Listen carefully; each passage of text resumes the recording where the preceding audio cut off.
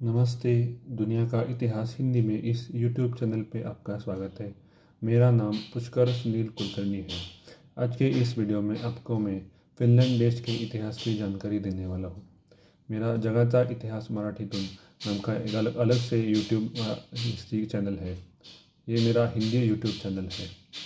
और आज फिनलैंड देश के इतिहास पर आते हैं। फिनलैंड देश का इतिहास बहुत प्राचीन है। यहाँ लोह युग, ताम्र युग और हिमयुग यानी कि आयरन एज, कॉपर एज और आइस एज के ज़माने से मानवीय सभ्यता के सबूत मिले हैं।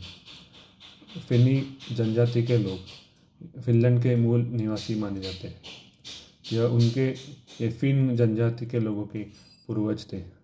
केरलियन और टैवेक्टियन जनजाति के लोगों ने ही यहाँ पर बसना शुरू किया।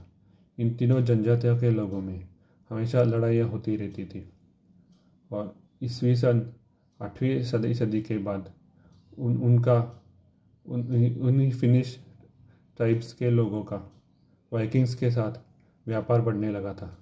उनके साथ वो ट्रेड करते थे और उनका वाइकिंग्स के साथ संपर्क आने लगा था। ईस्वी सन 12वीं शताब्दी में यानी कि 12th सेंचुरी में स्वीडिश साम्राज्य ने फिनलैंड पर हमले शुरू किए थे।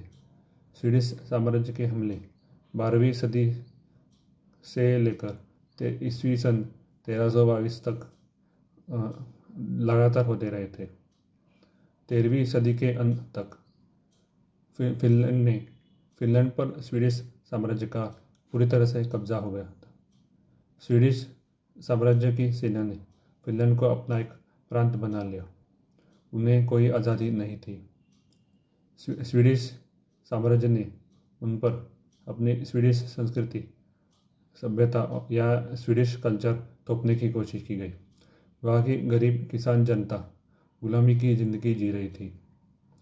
वह उनके पास आज़ादी की कोई उम्मीद नहीं थी।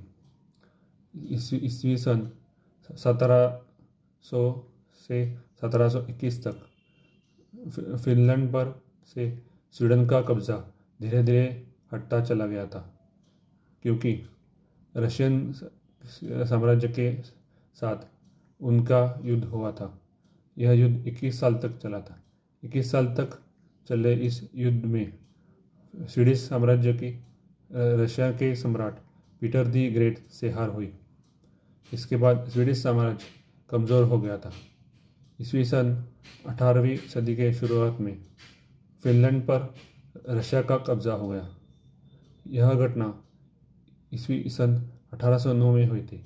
1809 में रशियन साम्राज्य की सेना ने फिनलैंड पर पूरी तरह से कब्जा कर लिया और उसे डची ऑफ फिनलैंड का नाम दिया गया था।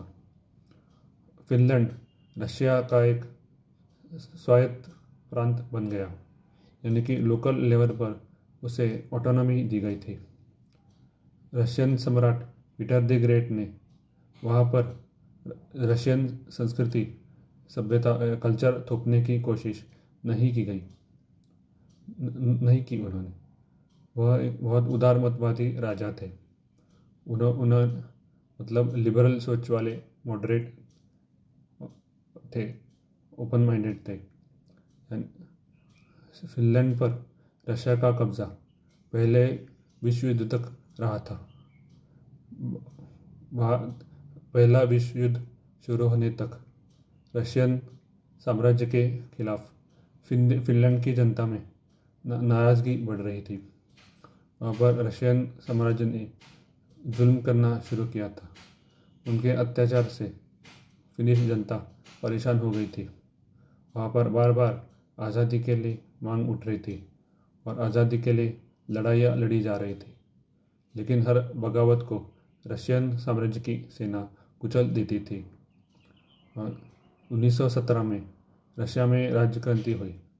रशियन रेवोल्यूशन के बाद वहाँ की राजसत्ता को हटाकर वामपंथी विचारधारा की कम्युनिस्ट पार्टी मेंशेविक ने सत्ता संभाली। उनकी सरकार बन गई। लेकिन मेंशेविक पार्टी एक मॉडरेट कम्युनिस्ट पार्टी थी।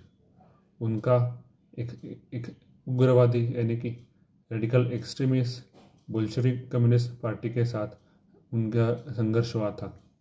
उनमें आपसी युद्ध शुरू हो गया और उनकी आपसी लड़ाई में उन्होंने बोल्शेविक ने मेंशेविक को हराकर अपनी सरकार रशिया में बना ली। रशियन सिविल वॉर में बोल्शेविक ने जीत लिया था।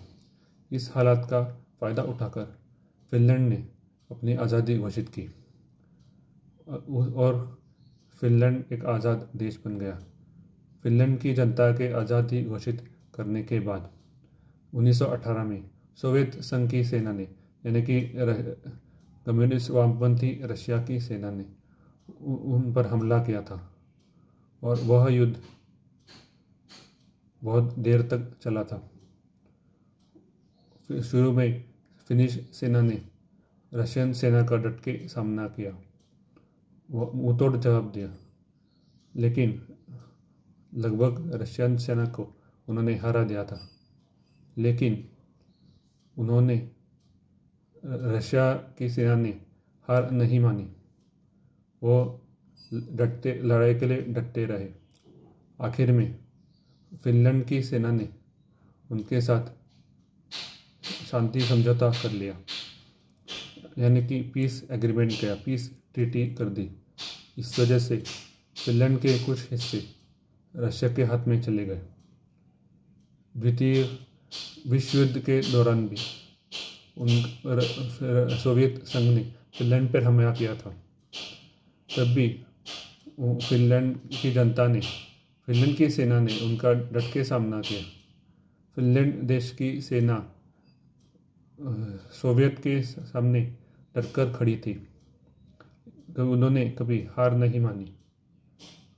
द्वितीय विश्व युद्ध के समाप्ति तक फिनलैंड ने अपनी आज़ादी बरकरार रखने में कामयाबी हासिल की।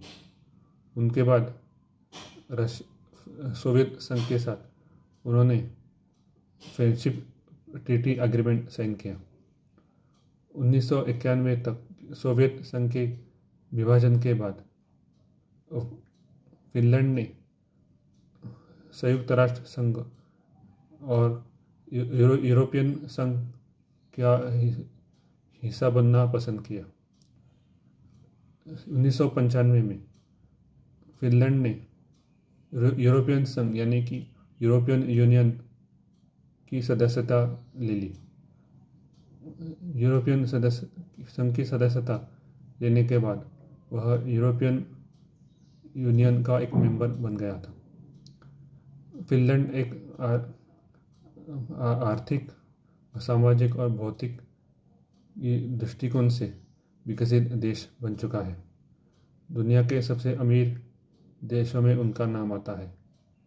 फिनलैंड देश की गिनती दुनिया के सबसे खुशहाल देशों में की जाती है। मेरा वीडियो आपको पसंद आया हो तो लाइक करें, शेयर करें या सब्सक्राइब करें। धन्यवाद।